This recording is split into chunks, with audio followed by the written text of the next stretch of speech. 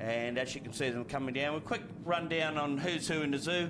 Brad Tilley's on pole. He's in the number 28 Ford Mustang, along with Daryl Hanson alongside. Daryl's all the way from Western Australia in the silver car. It's alongside him on the second row. Of course, we've got Chris O'Brien in the Ford Falcon GT and Darren Collins from Victoria in the Chev Camaro. Row 3, Les Wormsley in the Charger from Victoria as well, and alongside him John Harrison, who's come all the way, believe it or not, from Milford.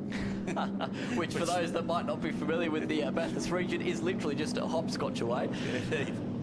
So the field rolling through. Now the reason they do this as well, Gary, I believe, just to look after the equipment in the car, because often doing a standing start can put a fair bit of strain and stress on the cars. Well, I guess it avoids contact if someone stalls or whatever. That too, yeah. Predominantly, and they do it in several category sports. Sedans, GTs do it as well. But they, it's controlled by Brad Tilley. They'll have a green flag, green light. They should have as they come down the straight, but they cannot go until that indication is shown to them.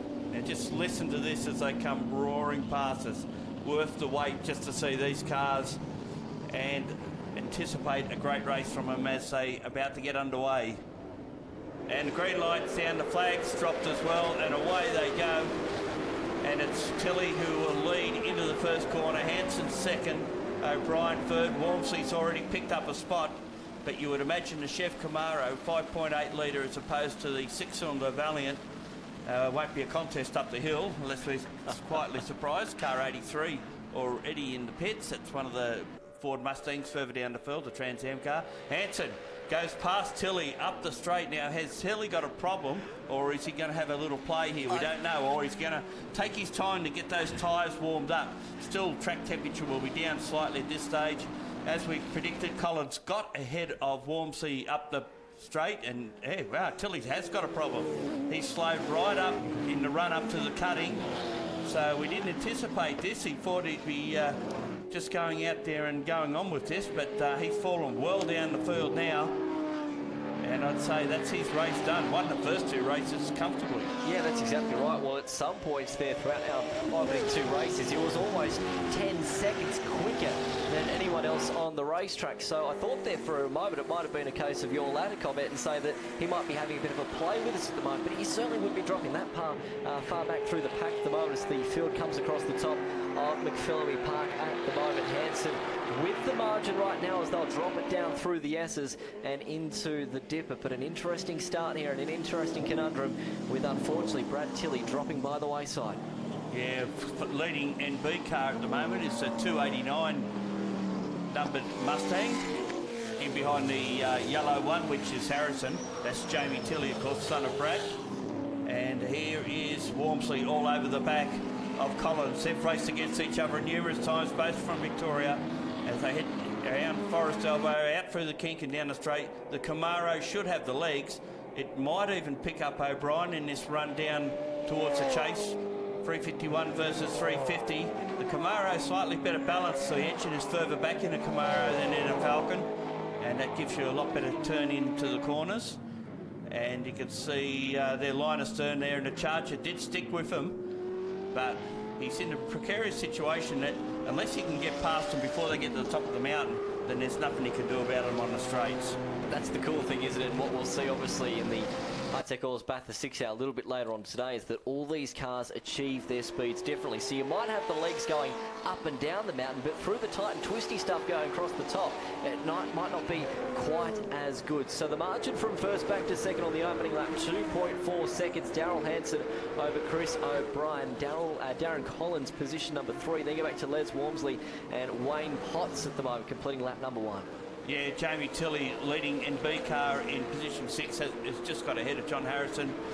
Graham Woolhouse is the next one through. Tony Guildford's one worth mentoring in the Ford Capri, 3-litre car. In 9th, Daniel Van Strockham is in 10th in his Toronto as we see Collins go past O'Brien into turn 2. Griffin Bend takes that spot away. Now, can he do anything about negating that gap to Hanson out in front?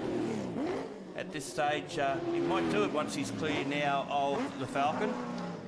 And Wayne Potts is the next one through. He's done a good job to stick with the Charger as well. yesterday he got passed on the last lap by the Charger, Wayne Potts. That HT Monaro is one of the originally built NC cars in this country. Virtually came at the start and has been a solid competitor since NC was formalised and raced around the country.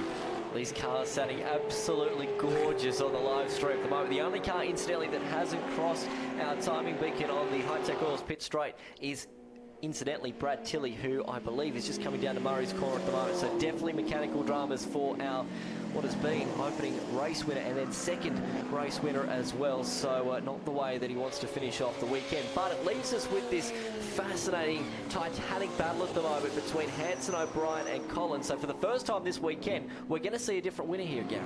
Indeed. Yeah, there's no doubt about that. Yeah. But look at this great battle between O'Brien. I think Les Walmsley might have kissed the wall coming out of Forest Elbow, just at the back of the car. You won't be able to tell because it had some damage on there from a previous lap or an event, and it'll only be the slightest touch if there was anything, but very strong car. That car was originally raced by Rob Burns in Victoria, won lots of races down there, and of course Rob's moved on to the E30 BMW series of late and improved production. But all over the back of the Falcon, and this is reminiscent of 1971, 1972 in the 500, Hardy Ferrado 500, where these cars would have been battling it out with the likes of A. Moffat and Leo Gagan racing them, and of course the odd Tirana would have been thrown in there, but unfortunately we lost the best of the Tiranas yesterday with a blown gearbox in the Elliott Barber car, so it's out and not running this weekend. But this is what you see. The HT Monaro here, of course, won the race in 1969.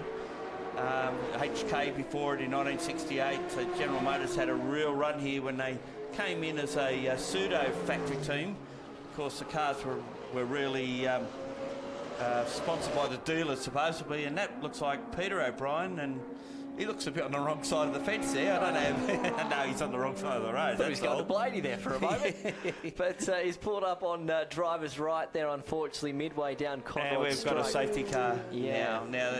Does that mean he looked in a fairly safe spot there? So does that mean that we've got some drama somewhere else around the circuit? Quite possibly. And it's going to sort of rob us of what was a great battle between Hanson and Collins. I mean, obviously the field now is going to be compressed underneath the High-Tech Oils pace car, but that margin on that previous lap, and there's the answer.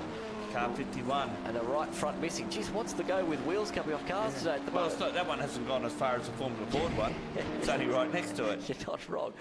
We've had a few of that happen, a few unfortunate tyre troubles happen this weekend. Of course, we had that in practice session 3 of the High-Tech Oils Bathurst 6-hour yesterday as well. But it was Collins that set the fastest lap on that previous lap. Of course, the first real flying lap at a 2:34.435. But unfortunately, this lap won't quite be the same, as they're being brought slowly across the top of Mount Panorama at the moment. So from 1st to 10th, this is how it stands at the moment. Hanson leading, Collins in 2nd, Chris O'Brien position number 3, Les Walmsley 4, Wayne Potts 5, and then you go back to Jamie Tilley, John Harrison, Graham Woolhouse, and then you go back to Tony Gilfus and Daniel Van Strocken completing the top 10 at the moment. Yeah, Justin Brown's, we also believe, had an engine lunch itself across the top of the mountain, so that may, of course, there it is there, the BMW, great and it's shot. stuck in below the dipper on the run to Forest Elbow. So, yeah, dramas for that car. So that may have been the reason that the 57 Camaros crashed as well. We're not saying it is, but we're just guessing. And, of course, we've seen the Falcon stranded on the side of the track, like going up Mountain Straight or down Conrod. From the shot we could see, it was certainly on a long straight. But, yeah, drama for the final event for Historic Touring Cars this weekend, brought to you by Castrol. And worth mentioning, as we go back through the 10, Tony Gilfus, I mentioned before, in position 9, first of 3-litre cars. The next 3-litre car would be Quentin Bland in position 16 and Steve Land in position 17.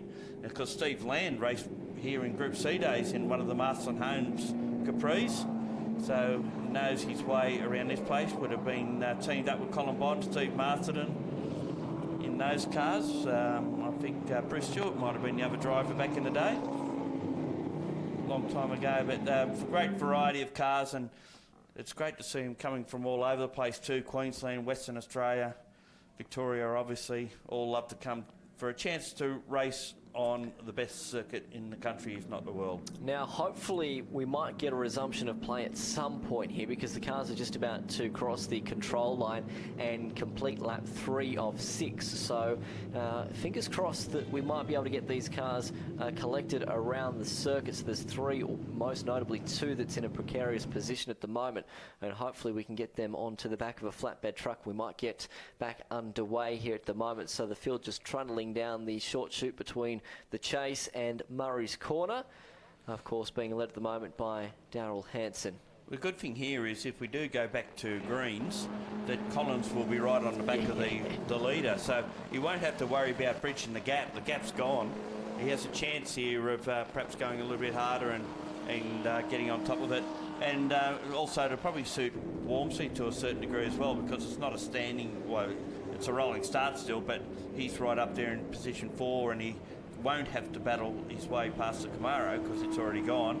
If he can get past O'Brien pretty quickly, then he's a chance to sit on a third spot by the end of the race. Awesome drone shots going across the top of Mount Panorama Bathurst. That is, I dare say, possibly one of the shots of the day that we'll have, looking over towards the east of us here, and particularly other suburbs like Bladey and places like that. So a glorious shot, and what a day we've got here at Mount Panorama Bathurst. It has certainly thrown up some interesting days, this particular joint, over the years. We've had hail, we've had rain, we've had sunshine, all in the course of one day. And for those that might be locals here at Bathurst, I remember a particular day, July 2015 it was, and this place was covered in white because it snowed here as well. It was absolutely glorious. I got up at the crack of dawn to come and get some photos that particular day, and Mount Panorama has never looked so beautiful, dressed in tinsel white with the snow. It was great. I bet you no race driver would ever agree with you on that one. And it's funny you say that, because here that particular day there was an AMG Mercedes drive day, and they were scheduled to start at 8 o'clock. Well, they had to hold it back till about 10 o'clock because they had to get the track obviously cleaned and the snow taken off the top. So it was quite an interesting sight. Well, 2 incidents that I can remember. A couple of years ago, it was a beautiful sunny 1000, and a week later the place was covered in snow. And 1984, on the Saturday morning before the shootout used to be on in the morning in those days, it was snowing when we woke up. And George Fury in a Turbo Bluebird made the most of it in the very chilly conditions that we had all day to get on pole that year. And often when you come here for the 1000, you can see the cars just rolling through the bottom of the screen, but off towards the top, normally covered in campers and places like that. It's an incredible venue. But it's funny you mentioned about obviously the snow and things like that. It's incredible how obviously this place evolves throughout the proportion of a day, particularly with weather. But for those that might not be, obviously familiar with the Bathurst region, in some regards it's actually in a bit of a sinkhole compared to obviously the towns around here. So we don't often get that real chilly, snow that you sometimes might see at places like Orange or even in Oberon. Yeah, because actually Bathurst is below the snow line. Yes, yeah. Yep. But when it snows here, it's cold. Yeah, exactly.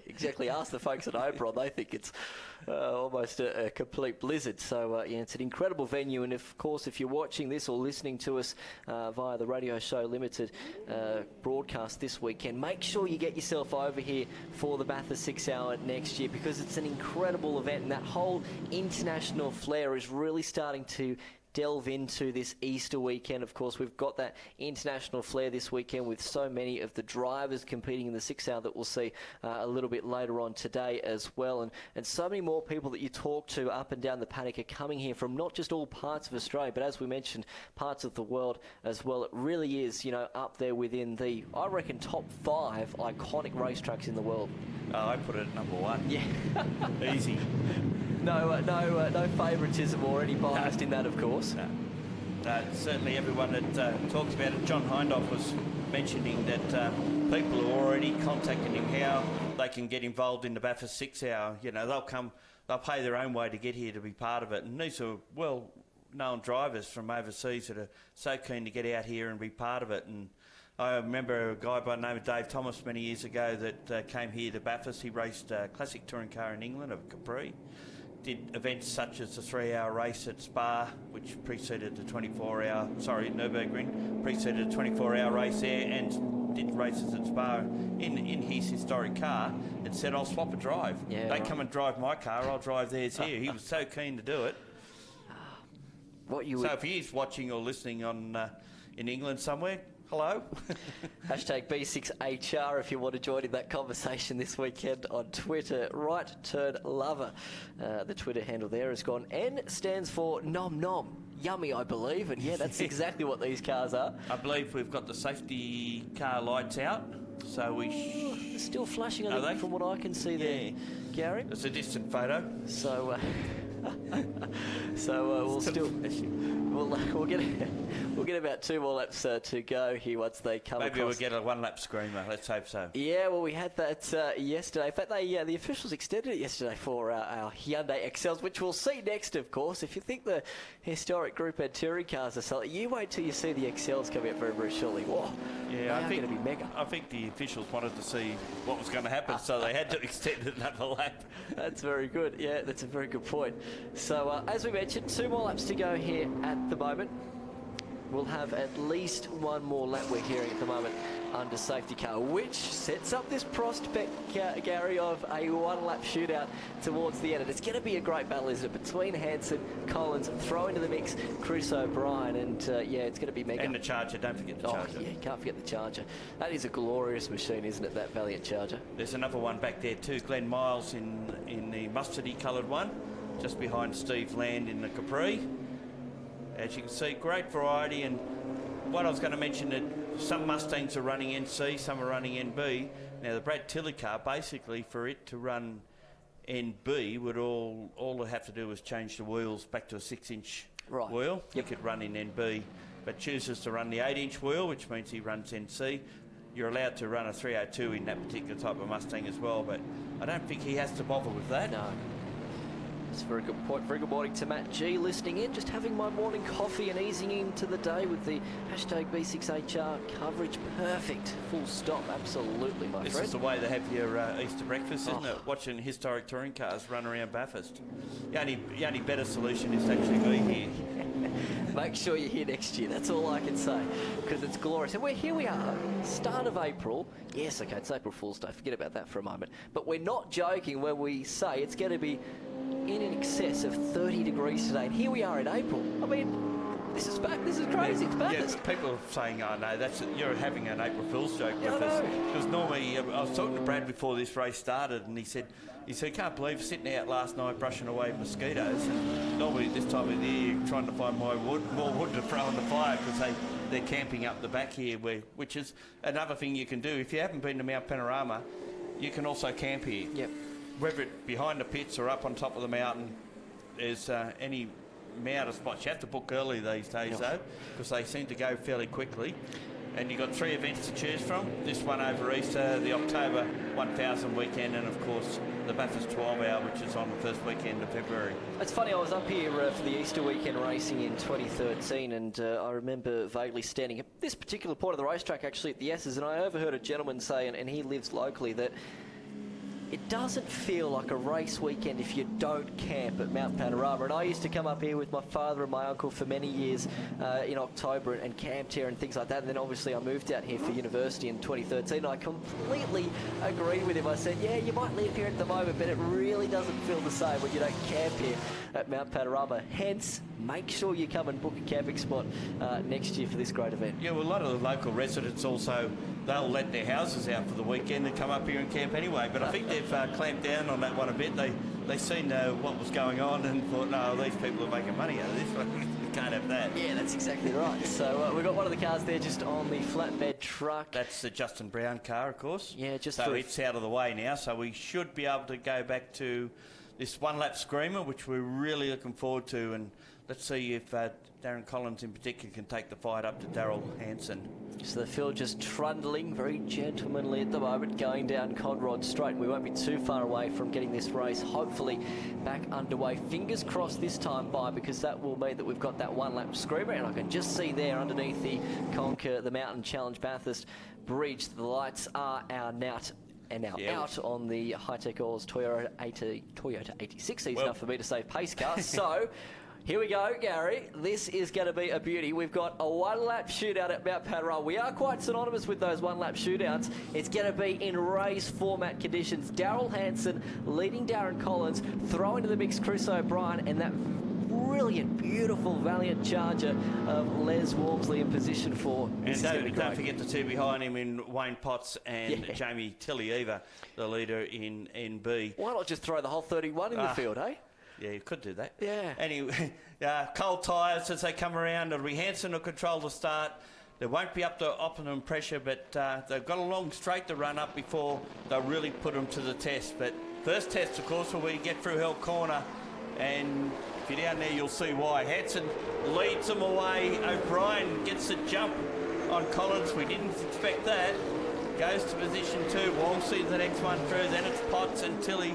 After that, Harrison follows him through. And it should be Woolhouse, I should say, the next one through. Up the mountain they go for the last time this weekend. Historic touring cars brought to you by Castrol, Tiranas, Falcons, Camaros, you name it, they're all there. Gee, they were tight going through Hell Corner. Look at the shots. Almost our vision stopped for a minute. Look at the 3 wide going up Mountain Straight. We're going to see a lot more of that. The Excel sideways as well, if you don't mind, for Hanson going through Griffith's bed. He knows he's under pressure. That's why he wants to get out of there. Falcon's probably got a bit more top end than what the Mustang has. So that's what he's got to be really wary of, that he's not too close when they get on the Conrod Straight. It's going to be interesting to see how that car handles as well, going over the top of Mount Panorama. Of course, now the tyres would be probably cold as well. Great shots from the drone as well, going across the top of Mount Panorama. If you're tuning in across the world, I hope you're enjoying the images. You can catch all that action if you're tuning in via the Radio Show Limited broadcast this weekend. Make sure you jump onto the official website for Bathurst 6 Hour this weekend. You can get the sound and images in perfect sync with our live stream this weekend. Yeah, you'll see a debris flag out across the top of Skyline there. That'll be for the oil that Brown's car left when it launched its engine. And they go down through the S's. A great shot from up above. Gives you an idea of what they're facing. You don't get the elevation change as much as when you're here in reality, but it's still very dramatic to look at. As we can see, a couple of challenges going on. There was Walmsley on Collins and now Tilley on Potts, both from the Northern Peninsula of Sydney, so they would know each other fairly well, I would imagine. But down the straight the last time, Hanson clear, O'Brien in second. Collins now moves away from the Charger. Can he get close enough to maybe nab second off O'Brien in the Falcon? But Hanson has covered this well. Had a bit of a moment going, lock up from Collins down into the chase, and Walmsley gets through on him. So the Charger picks up position.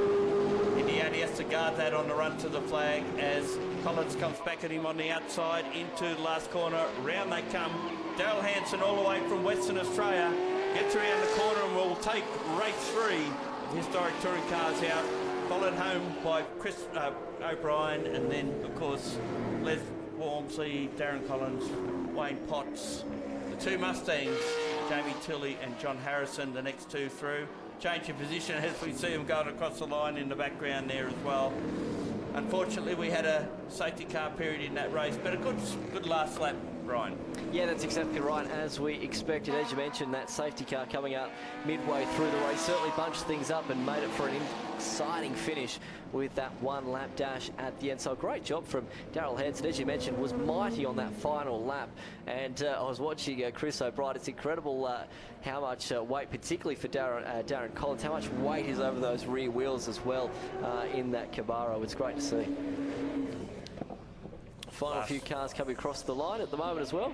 And we'll check out our Historic Touring Cars Group and Race 3 results here. A great drive from Daryl Hanson, Chris O'Brien home in second. Les Walmsley position 3, Darren Collins 4, Wayne Potts position number 5, Jamie Tilley, great effort though in 6, you got to say. Yeah, John Harrison, Graham Woolhouse, Graham Warble and Tony Gilfus in the Capri wraps out our top 10. Such a wide variety of cars in the Historic Touring Cars this weekend. Gary O'Brien, thank you very much for joining us this weekend, and you enjoy yourself. It's going to be a big day. I've got plenty to do for the rest of it. I'll be glued to the monitors for the 6 hour when it comes up later. Certainly will. It's nice to have your company here at Mount Panorama on this glorious Easter Sunday. The High Tech Oils, Bathurst 6 hour.